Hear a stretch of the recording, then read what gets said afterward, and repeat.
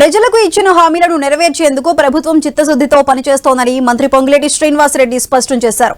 భద్రాద్రి కొత్తగూడెం జిల్లా చండ్రుగొండ మండలం బెండాలపాడులో ఈ నెల 21న నిర్వహించనున్న ఇందిరమ్మ ఇళ్ల గృహప్రవేశం కార్యక్రమ ఏర్పాట్లను మంత్రి పరిశీలించారు.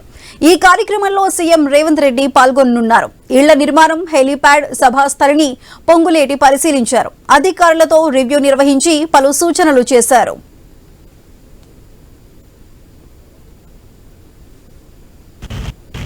భద్రాద్రి కొత్తగూడెం జిల్లాలో గౌరవ ముఖ్యమంత్రి రేవంత్ రెడ్డి గారి చేతుల మీదుగా శ్రావణ మాసంలో మంచి రోజైన చివరి రోజు ఈ నెల అంటే ఆగస్టు 21వ తారీఖు చాలా దివ్యమైన రోజు. ఈ రోజు నాడు 21వ తారీఖు నాడు ఈ ఇందిరమ్మ ఇళ్లకి గోప్రవేశ కార్యక్రమాన్ని అది భద్రాద్రి రాముడు సన్నిధిలో ఆనాడు ఈ కార్యక్రమం లాంచింగ్ చేయడం జరిగింది.